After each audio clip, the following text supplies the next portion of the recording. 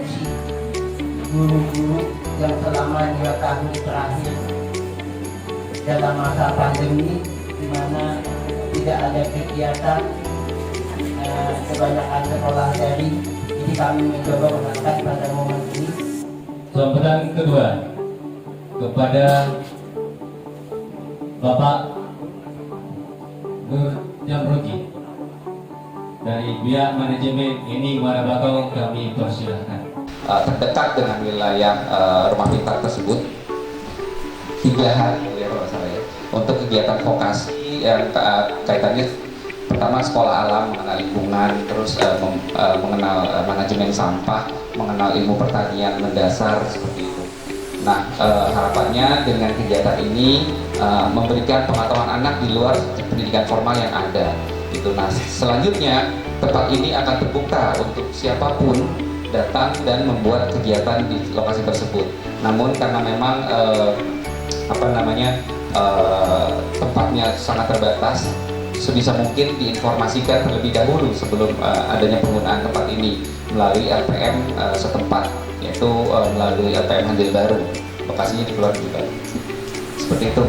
Mungkin saya juga nggak mau berlama-lama karena untuk efektivitas kegiatan ini agar segera bisa dijalankan dan diterima oleh peserta Bapak Ibu sekalian.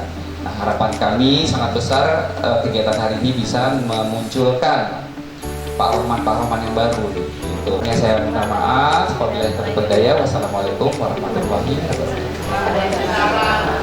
wabarakatuh.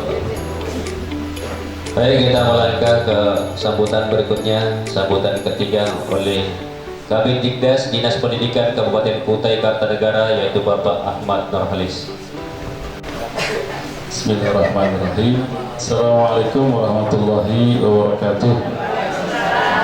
Selamat pagi, salam sejahtera untuk kita semua. Yang saya hormati yang mewakili Bapak Kepala Dinas Pendidikan dan Kebudayaan. Semangat harus terbangun, jadi hanya itu saja yang saya sampaikan. Dan kemudian terkait dengan tentu guru penggerak, kemudian implementasi kurikulum merdeka, kita berharap juga Bapak Ibu Kepala Sekolah dan kawan-kawan guru tetap juga menuntaskan penggunaan platform Merdeka Mengajar itu. Dan semua kawan-kawan yang ada di Samboja tetap semangat. Sekali lagi kita harus tetap terus berbenah bergerak. Assalamualaikum warahmatullahi wabarakatuh. Waalaikumsalam warahmatullahi wabarakatuh. Dinas Pendidikan Kabupaten Kutai Kartanegara sekaligus membuka acara pada hari ini, yaitu Bapak Joko Sampurno. Kepada Bapak kami persilahkan. Pertama, kita ucapkan panjatkan puji syukur kehadirat Allah Subhanahu wa Ta'ala, karena pada pagi yang cerah ini kita dapat berkumpul bersama dalam acara IHT Inas Training peningkatan kompetensi guru dalam program guru penggerak. Mudah-mudahan di dalam materi ini ada penulisan PTK penelitian tindakan kelas. Ya, nanti kalau tidak ada ya dilakukan lagi untuk kegiatan-kegiatan berikutnya. Ya, saya kira itu saja. Dengan mengucapkan Bismillahirrahmanirrahim, kegiatan in-house training peningkatan kompetensi guru melalui program guru penggerak tanggal 26 Juli 2022 di SD 014 Samboja, saya nyatakan resmi dibuka.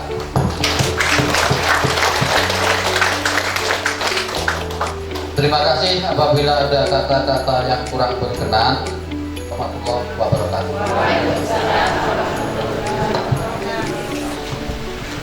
Ini bukti komitmen dari PTKI Muara Bakau ke dunia pendidikan di Jakarta Negara. Terima kasih Pak. Ya, terima kasih banyak Pak.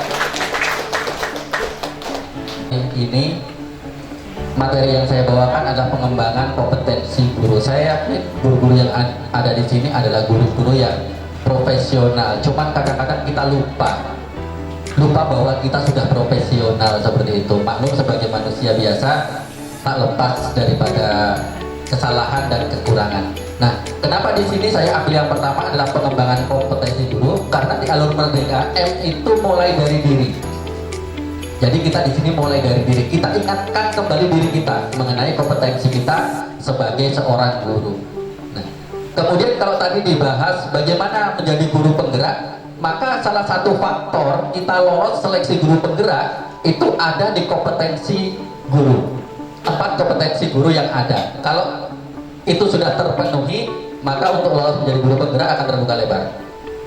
Lalu apa saja kompetensinya?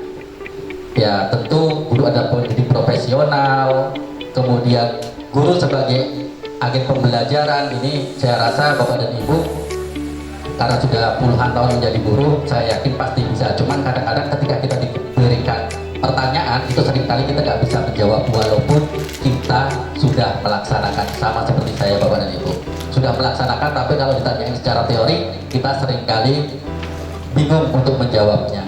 Yaitu yang pertama, kompetensi kepribadian adalah kemampuan personal yang dapat mencerminkan kepribadian seorang yang dewasa, arif, berwibawa, mantap, stabil, berakhlak mulia, serta mendapatkan teladan yang baik bagi peserta didik.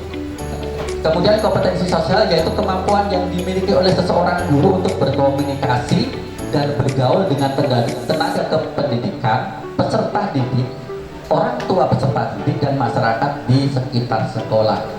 Pada bagian ini, yang paling sulit adalah berkomunikasi dan bergaul dengan peserta didik. Dan ini memang terjadi di dalam kelas kita, Bapak dan Ibu. Maka ada istilahnya, murid kita itu seringkali mengatakan, ah, ibu pilih kasih, bapak pilih kasih. Kenapa hal itu bisa terjadi? Karena kita tidak bisa melakukan komunikasi secara rata untuk semua siswa kita. Kompetensi profesional yaitu penguasaan terhadap materi pembelajaran dengan lebih luas dan mendalam. Kemudian penguasaan terhadap standar kompetensi dan kompetensi dasar. Sebenarnya bisa Bapak dan Ibu kita ke arah sana. Bisa. Syaratnya satu. Bayangkan bahwa seluruh siswa yang ada di kelas itu adalah anak bapak dan ibu sendiri. Kemudian yang kedua, ketika kita mengajarnya sudah mulai kumat rasa malasnya. Kemudian melakukan pengembangan materi pembelajaran yang dikuasai dengan. Saya pribadi kemungkinan yang saya lakukan ini karena kompetisi itu kerja kita ya Pak ya. Saya lebih utamakan awal kita masuk kerja lebih cepat. Cuman ya tidak setiap hari, pasti ada kendala, tapi itu yang mulai saya lakukan. Mengingat atau pelan-pelan lah. Jadi dari saya dulu. Yang kedua, anak didik saya ini supaya lebih kita utamakan. Saya melihat sisi gaibnya. Jadi sebenarnya kalau saya lihat itu sungainya sama aja, itu juga sungainya Pak.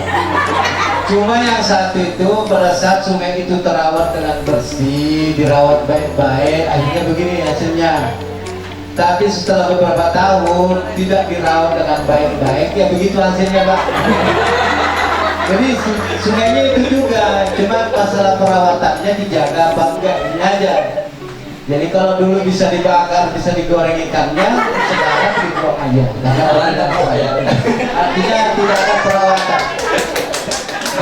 Pembelajaran sosial emosional ini sering disebut dengan PSE, pembelajaran sosial emosional. Nah, maka seorang guru yang baik itu di dalam program guru penggerak itu punya modul tersendiri. Bapak dan Ibu untuk beristirahat dulu, dan insya Allah nanti kita lanjutkan diskusi kita ini setelah kita istirahatkan. Persilakan Bapak dan Ibu.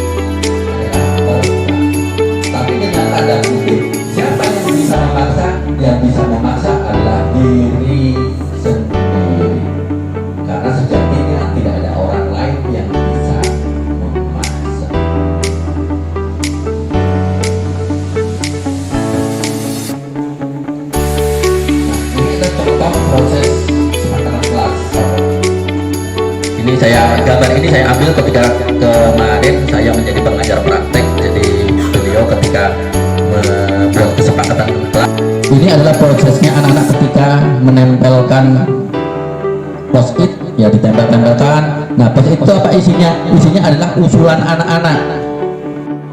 Menginginkan kepada murid setelah pensiun saya nanti ingin diingat dan dikenang. Itu nanti insya Allah saya akan lakukan dengan berupa lomba-lomba baik di tingkat kelurahan, di tingkat kecamatan maupun event yang lebih tinggi di tingkat kabupaten atau provinsi. Nah, dengan demikian mungkin anak-anak nanti bisa mengenang, oh ini loh kenang-kenangan kita pada waktu sekolah dulu, ini loh olahraganya, ini loh namanya. Itulah mungkin yang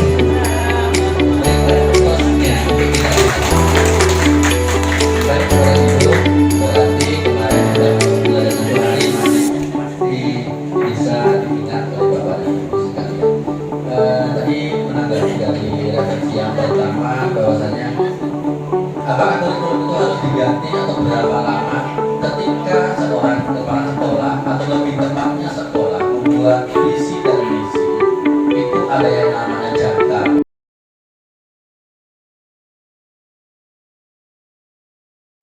Setelah mengikuti kegiatan IHT ini, saya jadi mengetahui lebih luas lagi, lebih banyak lagi tentang kurikulum merdeka, visi misi sekolah, dan profil pelajar Pancasila. Ada pelatihan seperti ini lagi, tapi dalam lingkup yang lebih kecil dan pendampingan bagi kami para guru untuk melaksanakan pembelajaran menggunakan kurikulum merdeka. Motivasi yang membuat saya mengikuti kegiatan ini adalah untuk pengembangan diri, utamanya dalam bidang hal pendidikan. Karena pendidikan itu akan bergerak maju dan terus akan maju, sehingga membuat kita sebagai guru harus termotivasi untuk selalu bergerak maju dan mengerti tentang apa itu kurikulum untuk melangkah ke depan. Kurikulum itu akan selalu berubah untuk pengembangan dan terlihat bagaimana upaya kami bisa mengembangkan diri. Harapan kami setelah mengikuti IHT kegiatan guru ini adalah kami bisa menerapkan apa yang telah disampaikan dan diajarkan kepada kami tentang pengembangan Merdeka Belajar ini ke sekolah kami dan terkhusus pada kelas kami sendiri, agar kiranya di dalam sekolah kami dan kelas kami itu ada perubahan, yang mana perubahan itu menjadikan dasar untuk bisa termotivasi, bisa lebih berkembang dan lebih memperhatikan pengembangan diri kami dan pengembangan diri siswa. Yang pertama, paling tidak ini merupakan satu ilmu bagi bapak atau ibu guru agar bisa meningkatkan teknik mengajar di depan kelas, seperti itu. Kemudian dengan adanya IHT ini, paling tidak satu wacana bagi guru menambah inovasi-inovasi baru agar bisa lebih memajukan lagi mutu anak didik. Demikian. Harapan kami selaku guru-guru yang ada di sini, gugus inti, semoga pelatihan ini atau HT ini akan berkesinambungan. Jadi akan ada lagi cara-cara baru bagaimana kita mengajar yang bagus supaya tidak ketinggalan kurikulum. Demikian.